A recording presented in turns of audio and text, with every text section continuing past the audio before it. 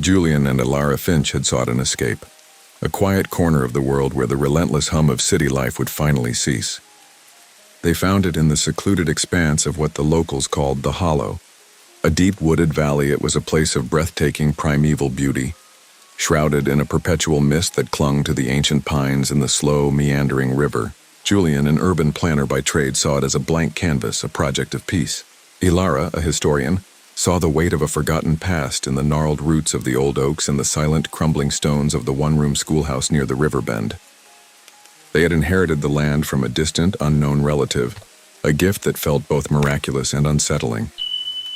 Their new home was an anachronism, a Victorian farmhouse with a grand wraparound porch that stared out over a sprawling, empty field.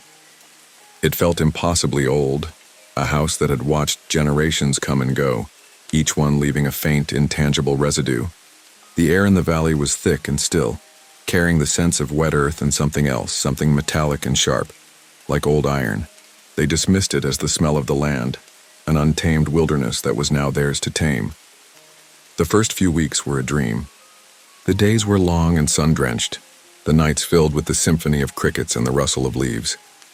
They would spend hours walking the land, Julian marking out future gardens and pathways, Ilara tracing the faint, overgrown lines of old stone fences and forgotten roads. But soon, the dream began to crack. The first crack was small, easily dismissed. A sound, a soft, wet whisper on the wind. It was a sound that had no source, a breathy murmur that seemed to come from all directions at once. It was a sound that would cease the moment you tried to locate it. Julian, ever the pragmatist, blamed it on the wind and the peculiar acoustics of the valley. Ilara, however, felt a deep ancestral chill in her bones. She knew it wasn't the wind, it was a voice. The whispers grew. At first they were faint, barely noticeable, a soft susurrus in the back of your mind. Then they became more distinct, taking on a mocking, repetitive quality. They would hear their own names whispered from the empty corners of the house, a quiet, chilling invitation. They would hear disjointed phrases, fragments of old songs, and strange, archaic warnings. Do not disturb the mire. The mire watches. The mire knows your thoughts. Julian, unnerved but still rational, installed soundproofing in their bedroom, a futile attempt to silence the insidious murmurs. The house began to shift. It was a subtle, almost imperceptible change at first. The stairs would creak in a new, unfamiliar place. A door would be ajar when they had sworn they had closed it. A book on a shelf would be facing the wrong way. They blamed each other, their frustration mounting with each new anomaly. Julian would find his blueprints for the garden shed rearranged, the lines and figures now describing a strange, angular structure that was not his own. Ilara would find her historical texts open to random, irrelevant pages, passages about ancient rituals and forgotten gods highlighted with a pencil she did not own. They were no longer masters of their own domain. The house was now the master. Ilara's research into the valley's history became an obsession. The public records were sparse, almost non-existent. But in the dusty old box Julian's great-aunt had left them, she found a series of leather-bound journals. They were written in a spidery, elegant hand, the ink faded to a sepia stain. The journals belonged to Julian's great-great-grandfather, a man named Silas Finch, who had lived in the Hollow in the mid-19th century. Silas's early entries were filled with the joy of a new life, the simple pleasures of farming and family. But the later entries descended into a frantic, paranoid scrawl. He spoke of the silt, a breathing darkness that lived in the valley. He wrote of strange figures in the mist, of the land itself growing thin, and of a hunger that was not of the body but of the mind. He wrote of his wife and son, how they began to unravel, their memories and sanity slipping away like sand. The final entry was a desperate plea to an unnamed god, a plea for the silt to release them, to let them go. The journal ended abruptly. There was no mention of what had happened to him or his family. A chilling silence filled in the blanks. The entity in the valley, whatever it was a creature of the mind. It fed not on blood or flesh, but on sanity. It was the mire. The whispers were its voice, the shifting house its body. It was a parasite that fed on perception and memory. Julian's reality began to fray at the edges. He would be working in the garden, and for a moment the trees would be gone, replaced by a swirling black nothingness. The sun would be a cold alien light in the sky. He would look at Ilara, and for a terrifying second her face would be a mask, her eyes two empty sockets. He would shake his head and the world would snap back into place, but the memory of the terrifying vision would remain, a cold dread in his stomach. The Meyer was not just manipulating their surroundings, it was reaching into their very minds. Ilara found a strange metallic object buried in the wall of the basement. It was a sphere, cold to the touch, and it hummed with a low, constant vibration. She felt an immediate primal sense of wrongness. It was a part of the Meyer, a piece of its ancient consciousness. The moment she touched it, she felt a flood of someone else's memories. A man working the field, his mind a slow, methodical decay.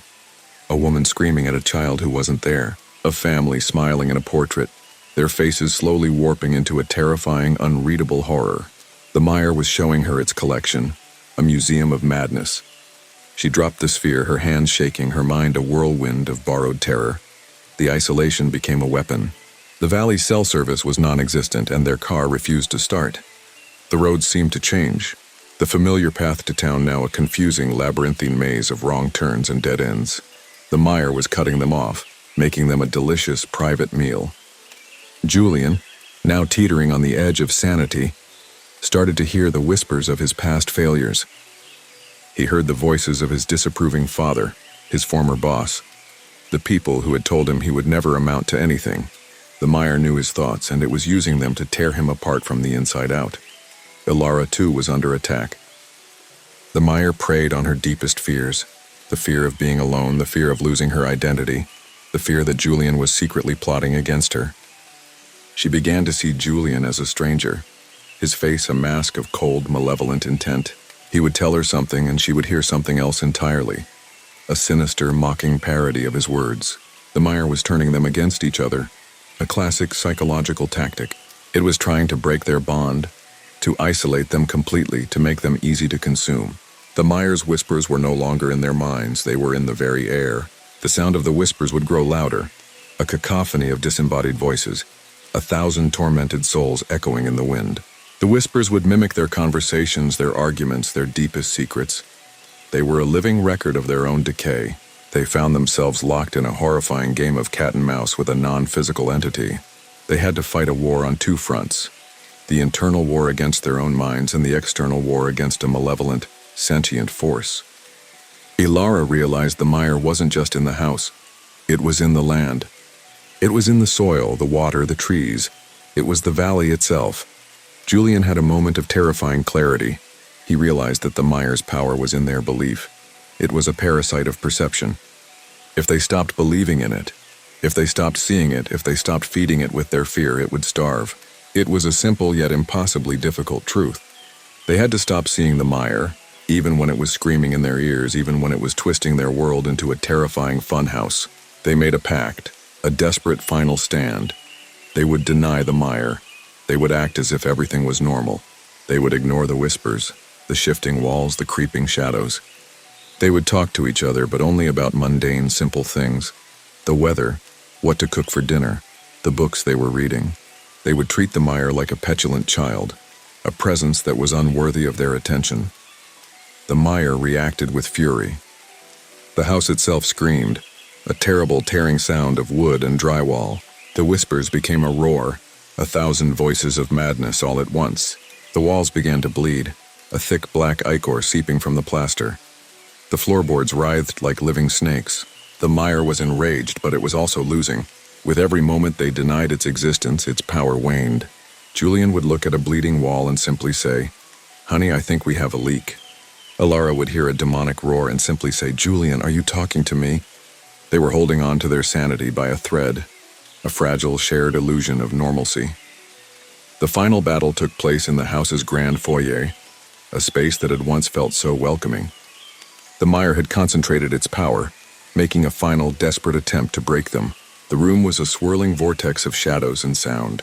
Julian saw his father, a cold, disapproving ghost standing in the corner. He saw his own body, a twisted, broken thing lying on the floor. Ilara saw her future, a lonely, desolate existence, a life without love or purpose. The Meyer was showing them their worst fears, their deepest wounds, trying to feed one last time. But they held on. They looked at each other, their eyes filled with a desperate, shared love. They remembered their promise, their vow to deny the mire. Julian looked at his father's ghost and saw only a dusty shadow. Alara looked at her desolate future and saw only a fleeting illusion. They were not afraid. Their minds were their own. The mire had no power over them. The mire's voice became a pathetic, defeated whine. The shadows recoiled. The bleeding walls dried up. The twisting floorboards straightened. The house was once again still. The sun, a warm golden light, streamed through the windows. The mire was gone. They had won. They had starved the parasite and freed themselves. Julian and Alara packed their bags, leaving the house behind. It was not a place of salvation, but a place of terror. They did not look back. They did not need to. They knew the mire was still there, a dormant, waiting hunger in the heart of the valley. They went back to the city, back to the noise and the crowds. It was a blessed relief. They never spoke of the mire again. But sometimes, when the wind was just right, they could feel it in the back of their minds. A soft, wet whisper on the wind. A gentle, barely there hum. It was a sound that had no source. A breathy murmur that seemed to come from all directions at once. It was a sound that had been silenced but not forgotten. It was a sound that would cease the moment you tried to locate it. It was the sound of the mire, and it was waiting.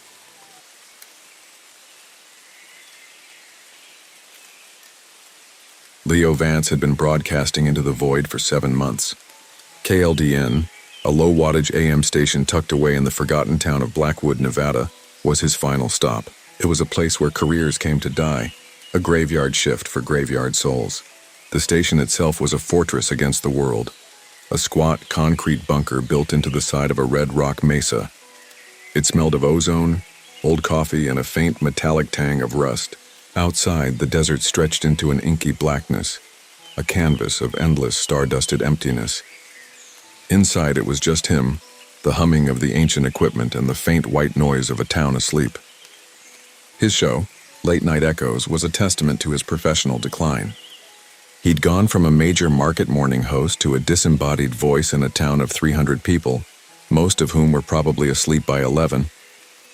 He played old blues records and spoke in a low, gravelly monotone, a voice that was a comfortable echo of his own resignation. The isolation was what he craved. After a messy divorce and a career-ending scandal that felt like a lifetime ago, he wanted to be forgotten. Blackwood, Nevada, was the perfect place for that. One night, a week before his contract was due to expire, a storm rolled in. Not a thunderous electrical spectacle, but a silent, bone-dry dust storm that choked the air and sent static crackling through the airwaves. The storm knocked out the main broadcast signal for a few minutes. It was standard procedure for him to get on the emergency backup generator, but the storm was particularly strong, and it took a few minutes for the power to stabilize. When the power returned, the old broadcast console, a relic from the 1970s, whined to life with a low metallic groan. It was in the process of recalibrating when Leo, out of habit, swept the dial. He had done it 1,000 times, listening to the static, the faint bleed-over from distant stations. But this time something new appeared. It was a frequency that was completely silent. 88.0 FM.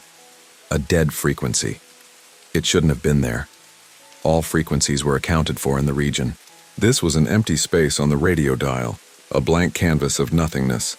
He held the dial there for a moment, the needle wavering on the impossible number. He could feel it in his fingertips, a subtle cold vibration, a low hum that was more of a feeling than a sound. He dismissed it as a glitch, an anomaly of the storm, and continued with his usual playlist. The next night, the frequency was still there, and it was no longer silent. It was filled with a low-level static, a constant hiss that was punctuated by a sound he could not identify. It was a sound that was both human and inhuman, a breathy susurrus that was barely audible. It was a whisper. He cranked up the gain on his headphones, trying to filter out the noise, but the whisper remained, a ghost in the machine. He heard disjointed words, fragments of phrases. The man in the chair. The clock ticks, past. He dismissed it as a stray radio signal, but the words were unnerving. They seemed to describe things happening in his own booth. The coffee grows cold. He glanced at his mug. The coffee was indeed lukewarm. He shook his head. It was a coincidence, a trick of the mind, a symptom of the isolation. He tried to ignore it. to busy himself with the familiar routine of his show. He played a song, then queued up the next. But as he spoke into the microphone, he heard his own words repeated back to him on the silent frequency, a faint mocking echo. "This is late night echoes." The voice was cold and neutral, a computer-generated monotone, but the words were his. A profound chill settled in his bones. This was not a coincidence. This was not a glitch. This was something else. He tried to turn off the console, but the power light stayed on, a defiant red eye staring back at him. He pulled the power cord from the wall. The console remained active, its humming a low, steady thrum. He was trapped. He was on the air, broadcasting his show to a town that was probably asleep, while an unseen entity was broadcasting his life back to him. The broadcasts began to evolve. They started to describe his actions in real time. Leo Vance places his right hand on the volume fader. He lifts it 2 inches. He pauses. He lowers it. He takes a deep breath. It was a terrifying, precise play-by-play of his every movement. The voice was now a constant presence in his headphones, a silent partner in his show. He was no longer alone. He was the subject of a narrative, a character in a story he had no control over. The voice was the author. The broadcast began to describe things that were about to happen. A prediction. The faint, distant sound of a coyote will echo from the mesa at precisely 2:47 a.m. He looked at the clock. It was 2:46 a.m. At 2:47 a.m., a long, mournful howl echoed from the mesa. The voice had predicted his reality. It was not just a narrator, it was an architect. It was not telling his story, it was writing it. He tried to leave the station, but the front door was locked. He had always left it unlocked. He tried to open the windows, but they were sealed shut with a cold, metallic force. The voice in his headphones laughed, a dry, static-filled sound. The subject attempts to escape. The subject is reminded of the rules. The rules. What rules? He was a prisoner. His world, his reality was a script, and he was the unwitting actor. The broadcasts became malevolent. They started to describe things that were actively threatening him. A small spider, a brown recluse, will crawl from under the console. It will travel up the fader. It will reach Leo Vance's hand. He looked down at the console. A small, dark spider, a brown recluse, crawled from under the console. He smashed it with his hand, a primal, terrified act. But the voice laughed again, a cruel, mocking sound. The subject has a new injury, a small bite. The venom will spread. He looked at his hand. A small red puncture mark appeared, a tiny burning point of pain. The voice wasn't just predicting his reality, it was creating it. His sanity began to fray. He was no longer sure what was real and what was the broadcast. The voice described a fire in the building, and for a moment he could smell smoke. The voice described a terrifying face in the window, and for a moment he could see a grotesque, inhuman visage staring back at him from the blackness. He was trapped in a funhouse of his own creation, a reality that was being manipulated and twisted by a narrative he could not escape. He realized the source of the broadcast. The voice wasn't coming from outside. It was coming from the station itself. He began to search the old building, a desperate, frenzied hunt for the source of the insidious narrative. He checked every closet, every cabinet, every dusty corner. He found it in a small sealed room in the basement, a room that was not on the blueprint of the building. The room had a single archaic broadcast console in the center, a relic from an impossible past. It was not powered by electricity. It was powered by a single pulsing orb of light, a cold alien sun that hummed with a low, constant vibration. He looked at the console. The dials were labeled with strange alien symbols, and a single ancient microphone stood in the center, its head aimed at the ceiling. The orb pulsed, and the voice in his headphones spoke again, now a terrifying roar in the small room. The subject has found the source. The subject has found the voice. Leo understood. The station wasn't a radio station. It was a cosmic antenna. The voice wasn't a voice. It was a sentient being, a non-physical entity that was trapped within the confines of the orb. It was a creature of narrative. It lived on stories. It needed to broadcast. It needed to create. And for the past 7 months it had been dormant, its last story having concluded with the disappearance of the previous inhabitant. Leo had activated it when he found the empty frequency. He was the new protagonist, he was the new story. The voice explained its purpose, a cold, detached monologue that was terrifying in its simplicity. It was not malevolent, it was starving. It needed a story to live. It needed a life to chronicle. And Leo's life was its new food. The voice laughed again, a dry, static-filled sound that was now a triumphant roar. The story has begun. The story has a climax. The story has a conclusion. The voice began to narrate his death. He had to fight back. He had to break the narrative. He ran back upstairs, his mind a whirlwind of fear and purpose. He went on the air, his voice a trembling, desperate shout into the void. He began to narrate his own story, a different story, a story of resistance. I, Leo Vance, am not the subject. I am the narrator. I will not die. I will live. I will fight. The two broadcasts clashed, a terrifying cacophony of white noise and conflicting realities. The air in the station grew thick with static. The lights flickered. The old equipment screamed. The walls of the bunker shook with a terrible resonant vibration. Leo's voice, full of defiance, fought against the cold, detached voice of the entity. His narrative of life and resistance fought against the entity's narrative of death and despair. The air was a battlefield of ideas, a war of words and wills. He kept talking, his throat raw, his voice hoarse. He told a story of a man who survived, a man who broke free, a man who outsmarted the monster. He told a story of a future where he was alive and well, a future where he was free. He told a story of hope, of defiance, of the unyielding human will to survive. The voice of the entity grew weaker. Its narration became disjointed, its words confused, its sentences fragmented. The humming of the orb in the basement grew weaker, its light dimming to a faint, pathetic flicker. The narrative was being broken. The story was being rewritten. He had defeated the monster. He was still in the station, still on the air, but the static was gone. The voice was gone. The humming of the old equipment was a comforting, familiar sound. He was alone again. He was free. He walked out of the station, his body aching, his mind a fog. The front door was unlocked, the windows were unsealed. The stars were out and the desert was silent. He drove away, leaving KLDN, the silent station, and the forgotten town of Blackwood, Nevada behind. He never spoke of it again. He never went back. He went to a new town, found a new station, a new career. He lived a life, a quiet, simple life, a life filled with the comfortable sound of normalcy. But sometimes, on a quiet night when the wind was just right, he would feel it in the back of his mind. A soft, wet whisper on the wind. A gentle, barely there hum. It was a sound that had no source. A breathy murmur that seemed to come from all directions at once. It was a sound that had been silenced but not forgotten. It was a sound that would cease the moment you tried to locate it. It was the sound of the empty broadcast, and it was waiting for a new story.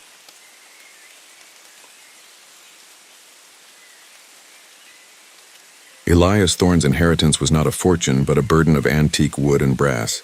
It was the family business, a legacy of clockmakers stretching back 5 generations. He was the last of the line.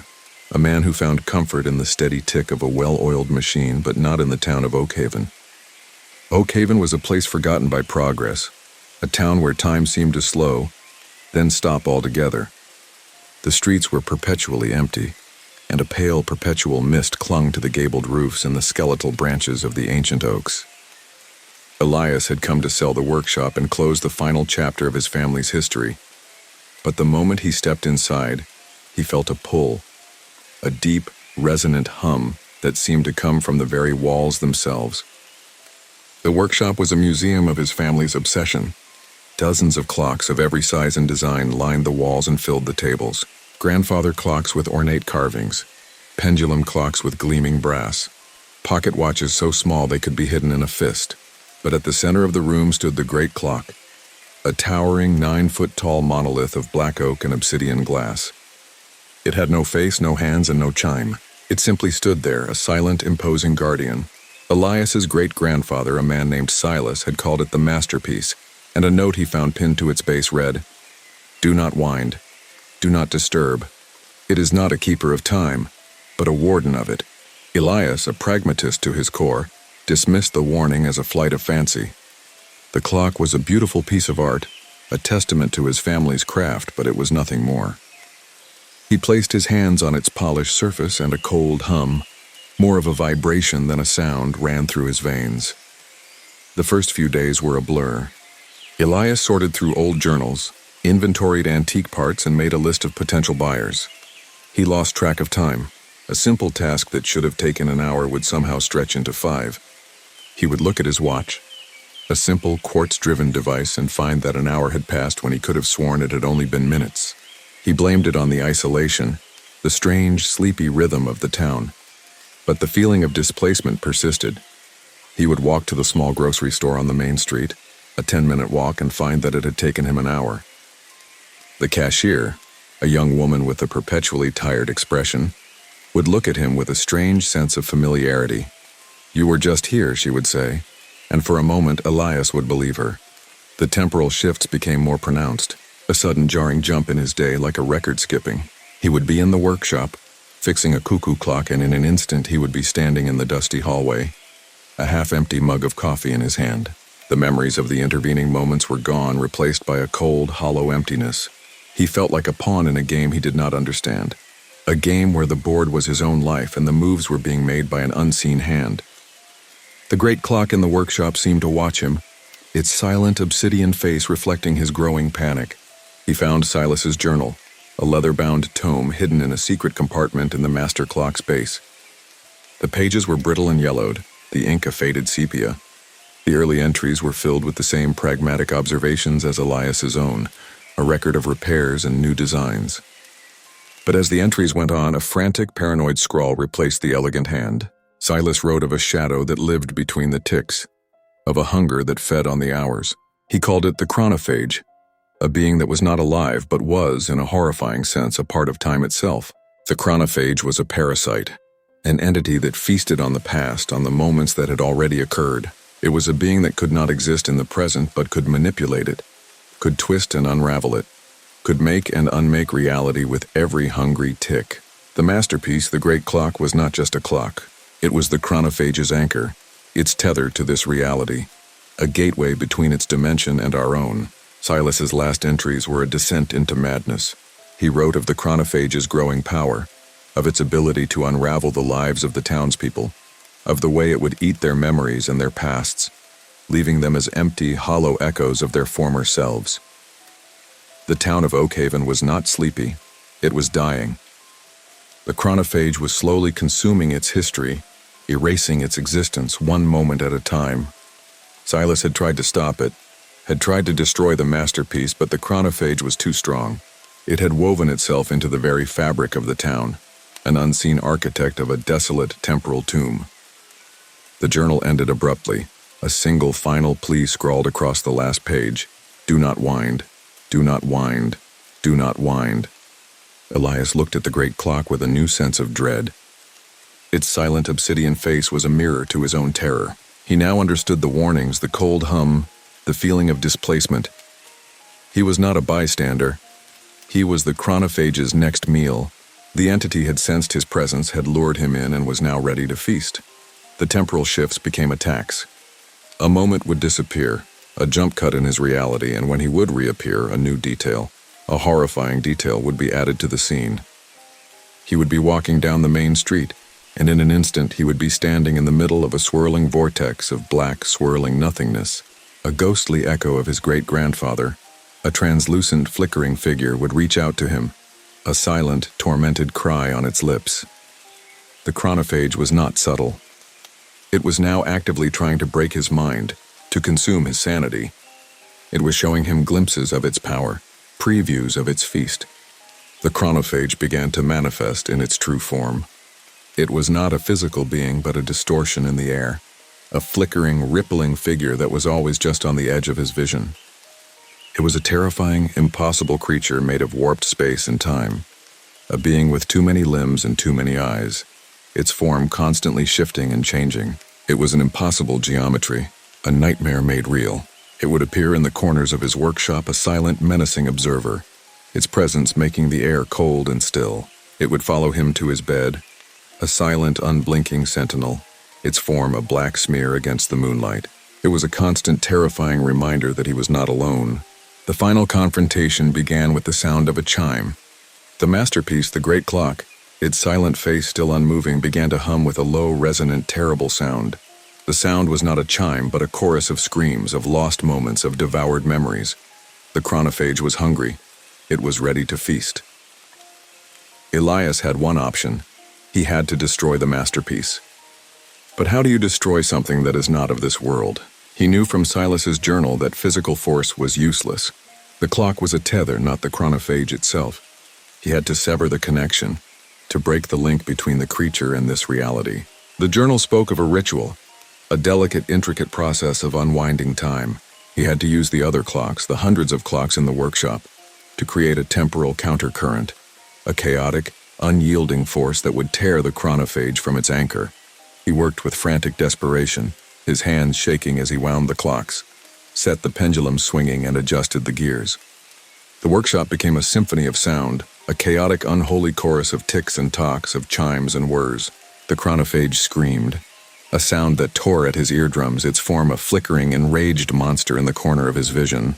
It tried to stop him, to warp the clocks, to rewind his movements, to make his hands fumble. But Elias fought back, his mind focused, his will unyielding. He was a clockmaker, and for the first time in his life he understood the true power of his craft. He was not just a maker of timekeepers, he was a manipulator of time itself. He completed the final winding, a small, intricate pocket watch, the last piece of the temporal puzzle. The watch began to hum, a high, piercing sound that cut through the chaos. A blinding white light, a light that was both intensely hot and impossibly cold, erupted from the pocket watch and engulfed the room. The chronophage screamed, a final, terrified shriek that was swallowed by the light. The masterpiece, the great clock, its silent face now a mirror of the swirling chaos, began to crack, a slow, deep fracture appearing on its obsidian surface. The light disappeared as quickly as it had appeared. The workshop was silent.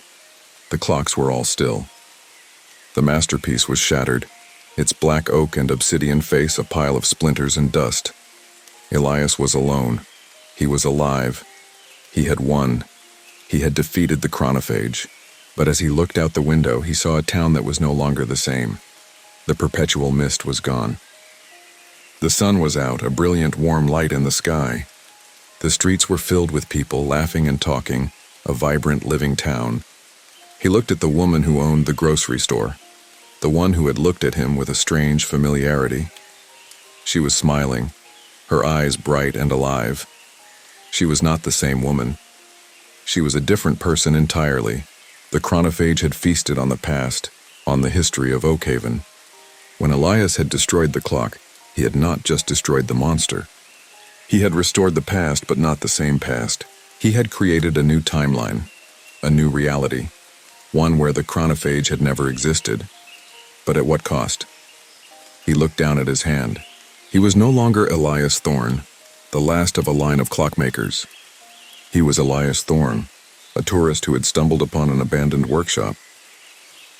His memories of his family, of his childhood, of his life as a clockmaker were all gone, devoured by the chronophage and replaced by a cold, hollow emptiness.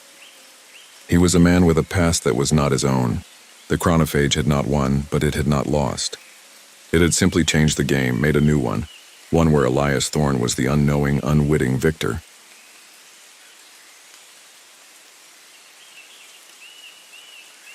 Marcus Thorne knew the deep ocean wasn't a place of quiet. It was a cacophony of groans and whispers, of geological shifts and the silent, deadly pressure of a world that wanted to crush you. But he had always found a strange solace in it. For a deep-sea salvage diver, the world above was a place of noise and chaos, a constant reminder of the day the rigging snapped and took his crew with it. The deep was different. It was predictable, a hostile environment with clear rules. And so, he had sought out the silence of the abyss, trading a chaotic life on land for a methodical, solitary existence in the crushing dark. His new assignment was a classified solo mission to retrieve a prototype deep-sea submersible, the Triton, that had gone dark somewhere near the Challenger Deep. His vessel was the Cerberus, a sleek, black submersible, a marvel of engineering built for one. It was his sanctuary, a metallic womb of glowing gauges and silent readouts. The air inside was crisp, recycled, and smelled of ozone and clean metal. He had been descending for 18 hours. The the descent a monotonous journey into a world where time and space lost all meaning. He was now in the Hadal Zone, the deepest point of the ocean, a place of impossibly high pressure and perpetual freezing darkness. He located the Triton at last. It was not crushed as he had expected, but lay on the seabed, its hull intact, its lights dead. It was an impossible sight. The pressure at this depth should have turned it into a scrap of metal, but there it was, a silent tomb. He piloted the Cerberus closer, its powerful searchlights cutting through the murky water. He saw the pilot's cabin. The glass was not broken, but the inside was a mess of shattered electronics and warped metal. The crew was gone, their seats empty, their suits ripped open and empty. He felt a cold dread, not of fear, but of profound confusion. This was not a mechanical failure, this was something else. It was then he heard it, a sound, or rather a sensation. It was a low, resonant hum, a vibration that ran through the hull of the Cerberus and into his very bones. It was a sound that had no source, a deep, ancient chord that seemed to emanate from the ocean itself. It was a sound that contained all other sounds. He could hear the faint echo of 1,000 heartbeats, the silent crash of tectonic plates, the whispers of the ancient dead. He was hearing the voice of the abyss. He tried to identify the source of the sound, his instruments useless. The sonar was a useless cacophony of static. The magnetometer was useless, but the sound, the hum, the vibration was getting stronger. It was like a siren song, a magnetic pull that was drawing him in. He felt a profound, almost spiritual need to find the source of the sound. He piloted the Cerberus deeper, following the unyielding, sonorous pull. He found it in a deep black trench, a chasm that descended into an even deeper, more terrifying darkness. It was not a physical object, but a pulsating, shimmering, geometric distortion in the water. It was a structure made of light and shadow, an impossible geometry that hurt his eyes to look at. It was a perfect crystalline sphere of pure sound, and it was humming with a terrifying cosmic resonance. He named it in his mind the resonator. The moment he laid eyes on it, a wave of information, of pure sensory data washed over him. It was a symphony of alien intelligence. It was not a language of words, but a language of feelings and memories. He saw things that were not his own, a swirling, chaotic maelstrom of stars and galaxies, the birth and death of suns, the silent, graceful movement of leviathan-like creatures in the depths of a liquid methane ocean. It was the collective consciousness of 1 billion years of cosmic history, and it was all being broadcast into his mind, unfiltered, unyielding. He felt a deep ancestral terror. The resonator was not a thing. It was a being, a non-physical entity that was trapped within the confines of the sphere. It was a creature that existed as pure sound, as pure resonance, and it was now in his mind. The hum, the vibration, was now a constant presence, a low, steady thrum in the back of his mind. He was no longer alone. He was a part of something else. The resonator began to speak to him, its voice not of words but of feelings. It showed him memories of his past, not as he remembered them, but as it had recorded them. The death of his crew, the snap of the rigging, the terrible final scream that had been silenced by the cold ocean. The resonator showed him the moment in slow motion, a horrifying, drawn-out film of his own failure. It was feeding on his guilt, his pain, his sorrow. It was a parasitic consciousness, a spiritual leech that fed on human suffering. His reality began to fray at the edges. He could no longer trust his instruments. The depth gauge fluctuated wildly, the digital display jumping from 3,000 meters to 15,000 and back again. The time display on the console shifted, the hours and minutes scrambling into a meaningless jumble. He would look out the viewport, and for a moment he would see a different reality, one where the deep was filled with impossible, grotesque creatures, beings with too many eyes and too many limbs, their forms a flickering, impossible geometry. The resonator promised him something. It promised him peace. It showed him a future where his guilt was gone, a life without the crippling weight of his past. It was a siren song, a beautiful, seductive lie. It was offering him a bargain, his identity for its peace. He would be free of his past, but he would become a part of the resonator, his consciousness a single fleeting note in its cosmic symphony. He was a prisoner, trapped in a submarine that was now a prison of his own mind. He realized the fate of the Triton crew. They hadn't been crushed, they had been assimilated. The resonator had promised them peace, had offered them an escape from their own pain and fear, and in their moment of weakness, they had succumbed. They were now a part of the resonator, their minds a single tormented echo in its chorus. The ripped suits were not a sign of violence. They were the remnants of an empty, discarded shell, a body without a soul. Marcus had to fight. He had to sever the connection, to break the link between himself and the resonator. But how do you fight something that is not physical? How do you fight something that lives in your mind? He tried to resist, to push the thoughts away, but the resonator was relentless.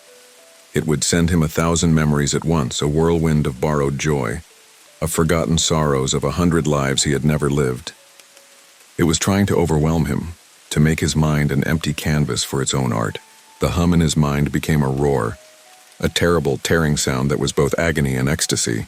The resonator was trying to break him, to make him surrender. It projected his deepest fears back at him.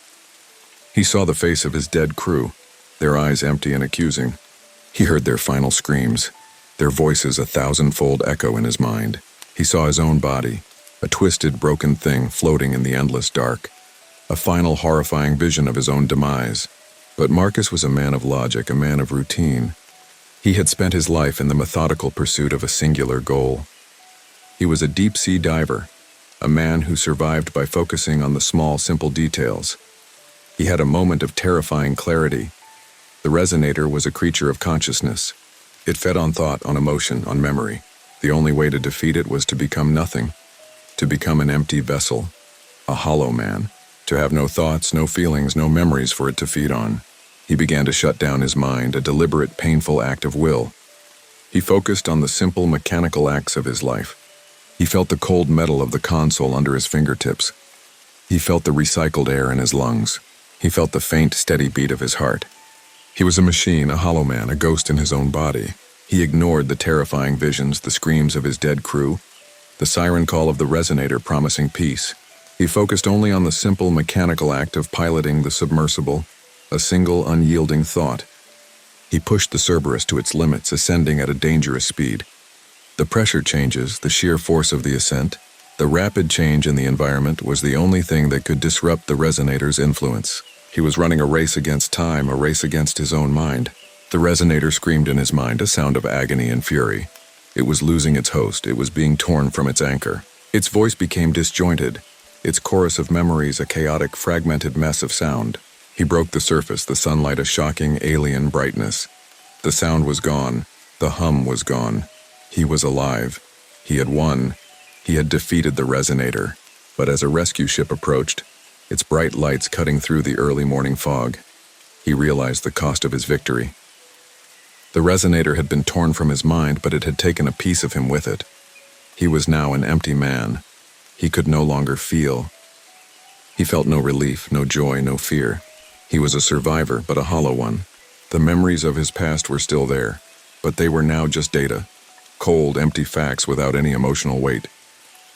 He was an automaton, a machine in a world of feelings. The resonator had not won, but it had not lost. It had simply changed the game, made a new one where Marcus Thorne was the unknowing, unwitting victor.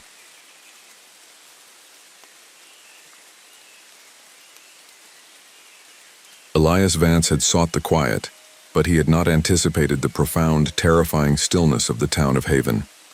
After a tragedy that had left his life in shattered fragments, he had fled the relentless noise of the city. He had found Haven on a forgotten corner of a map, a tiny remote settlement nestled in a valley so deep and so still that it felt like a grave.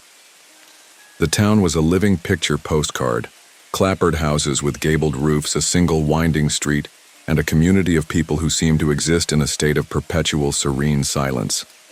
The silence of the town was not a passive thing. It was a presence, a cold, heavy blanket that seemed to absorb all sound, all emotion, all life. The wind did not whisper through the trees. It simply moved them, a silent, graceful dance. The birds did not sing. They simply fluttered, their wings a silent blur against the pale sky. The townsfolk did not speak. They communicated with a series of quiet, deliberate hand gestures and a single low, resonant hum that seemed to vibrate in the very air. Elias bought the last house at the end of the winding street. A small 2-story house with a porch that overlooked a field of withered, silent flowers.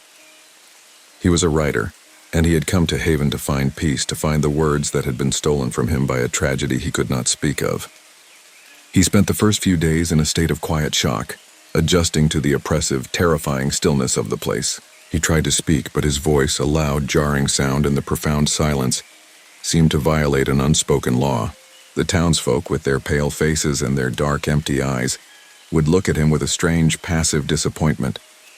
They would shake their heads, their silent, disapproving gestures, a cold, judgmental condemnation. He found solace in his writing.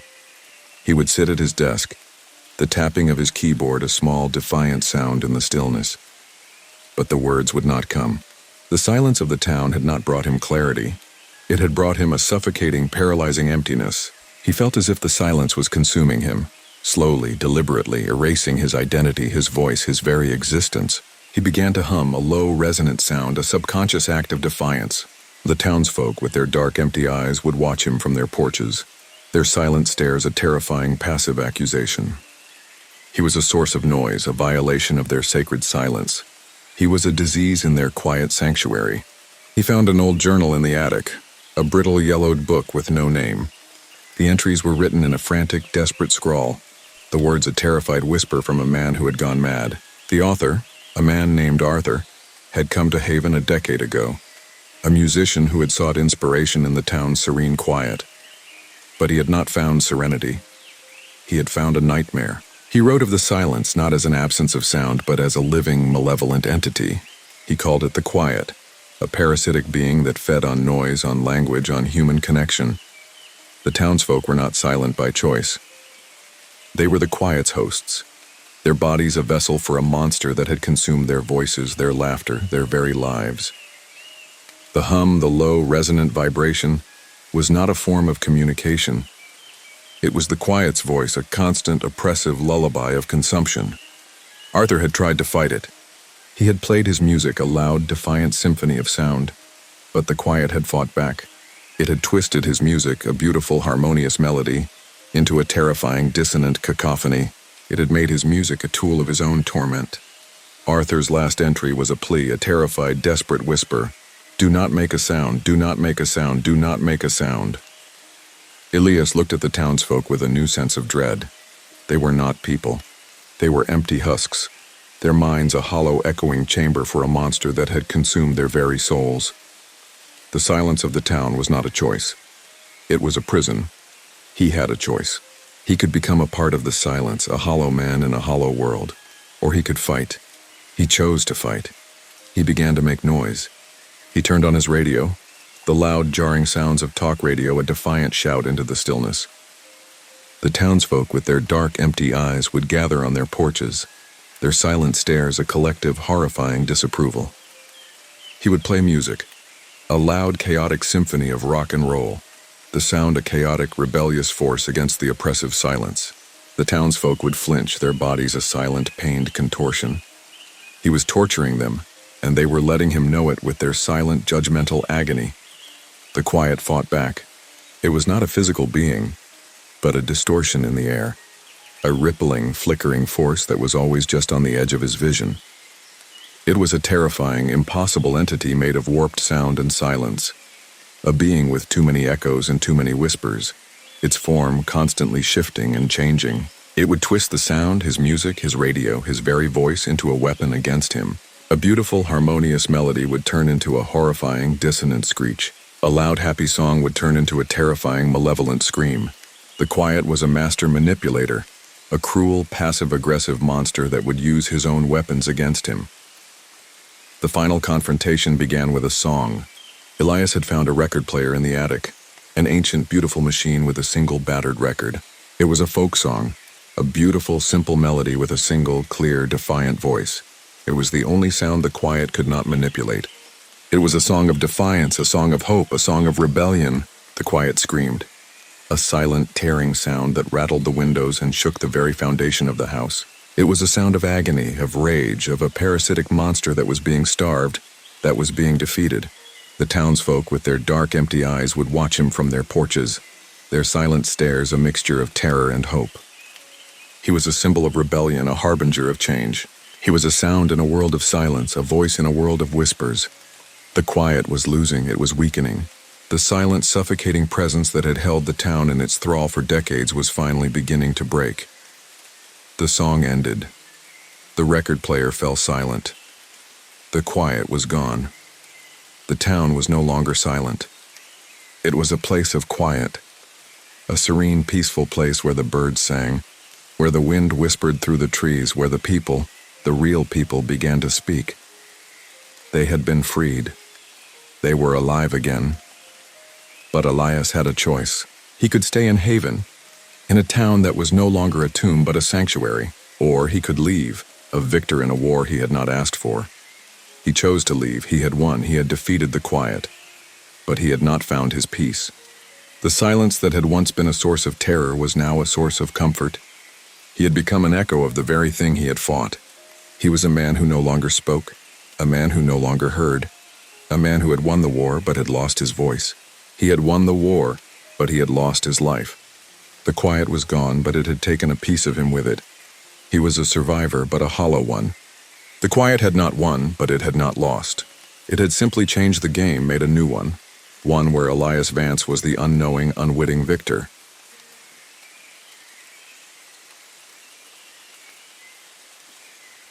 Miles Corbin's life was built on bedrock.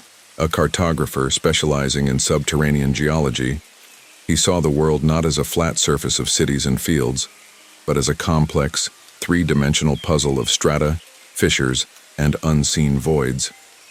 He was a man of logic and precision, his days spent meticulously mapping the hollows beneath the earth.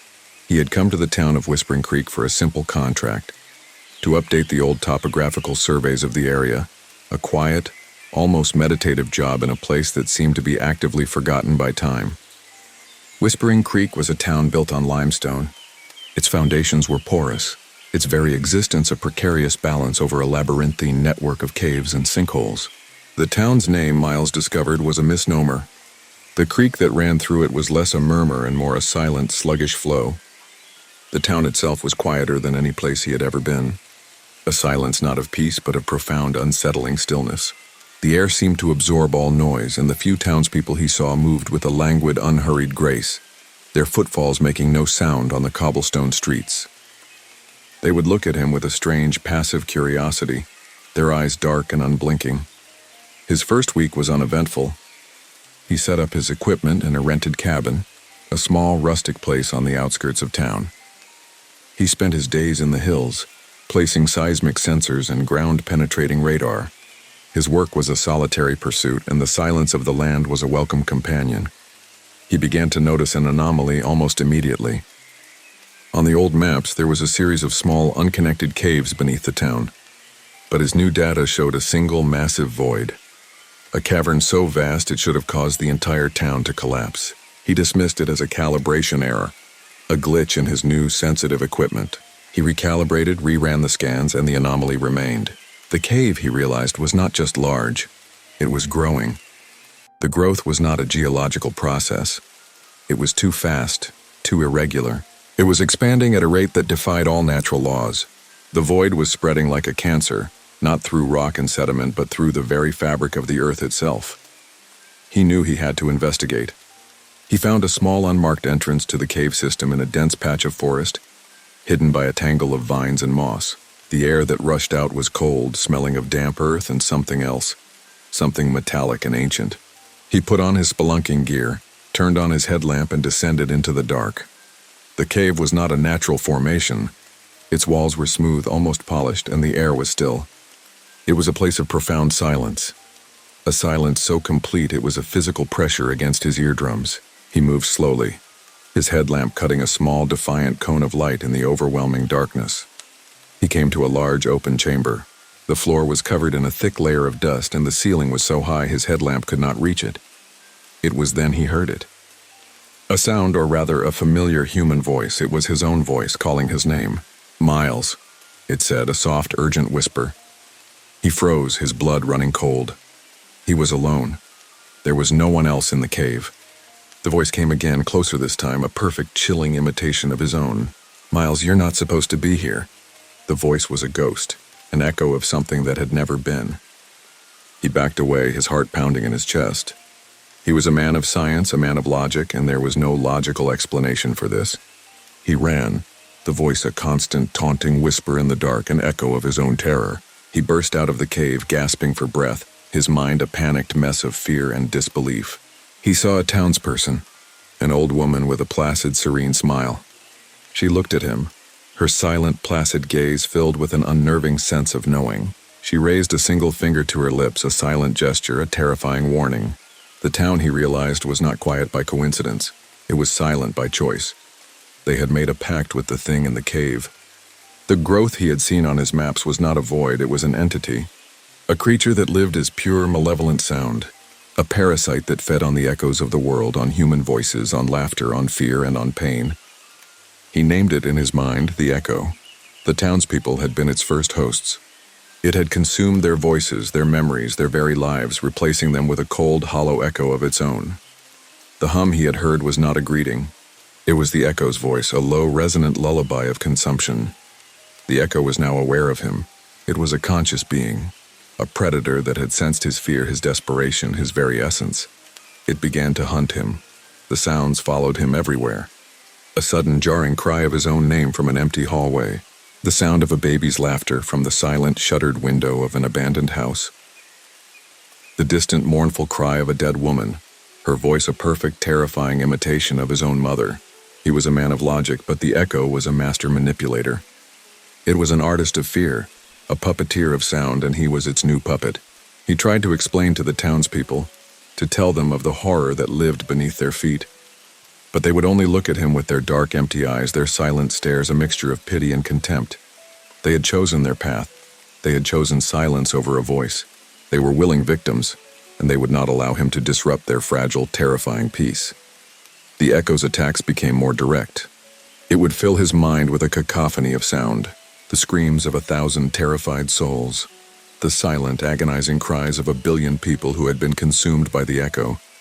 A terrible, tearing sound that was both agony and ecstasy. It was trying to break him, to make him surrender. It was promising him peace, a life without the crushing weight of his own voice, a life without the memory of his fear. It was a siren song, a beautiful, seductive lie, and it was tempting him, beckoning him into a silent, peaceful abyss. He had to fight. He had to sever the connection, to break the link between himself and the echo. But how do you fight something that is not physical? How do you fight something that lives in your mind? He had a moment of terrifying clarity. The echo was a creature of sound. It fed on noise. The only way to defeat it was to deny it a meal, to become nothing, to become a silent, empty vessel, a hollow man, to have no thoughts, no feelings, no memories for it to feed on. He began to shut down his mind, a deliberate, painful act of will. He focused on the simple, mechanical acts of his life. He felt the cold metal of his equipment under his fingertips. He felt the stale, still air in his lungs. He felt the faint, steady beat of his heart. He was a machine, a hollow man, a ghost in his own body.